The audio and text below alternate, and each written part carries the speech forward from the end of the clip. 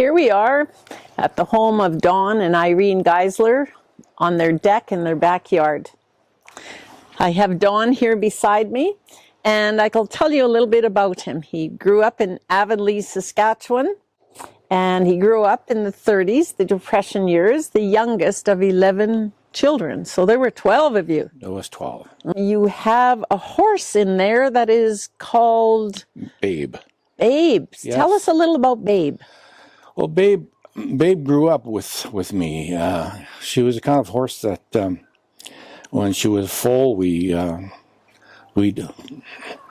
treat her like a dog. We'd hug her and feed her carrots and whatever there was that she'd like.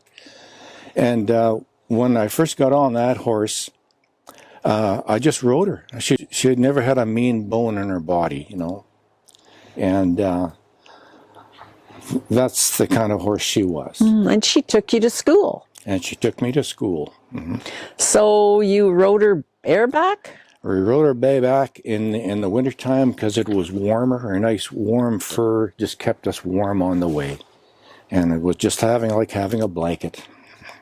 How far was it to school? It was 2 miles across country. In your poem, there is a horse named Fox. Yes, a horse named Fox, and he was owned by my cousin. But he was quite a energetic type of horse, and this poor guy had a hard time controlling him. So that's what the poem is really about, isn't it? Yes. Well, you have to understand that those horses spent the whole day in the school barn without being fed with it. And so when it was time to leave, they wanted to go home. In a hurry. In a hurry. In a hurry. Yeah. And I think the other thing that your poem really captures to me is the responsibilities that kids had at a very young age. That's right. And every morning it was milking the cows, and then in the evening you had to milk them again, and we all had chores to do. Mm-hmm. And it also, I think, alludes to the dangers and the fears growing up in those years when you grew up. Mm-hmm.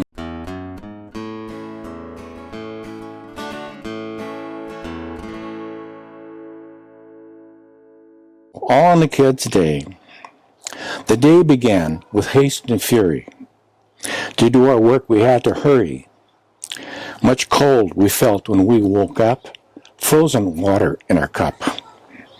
Cows to milk before we eat. We strained to sit upon the seat. The sound of milk into the pail, in constant fear of the swishing tail. After breakfast off to school.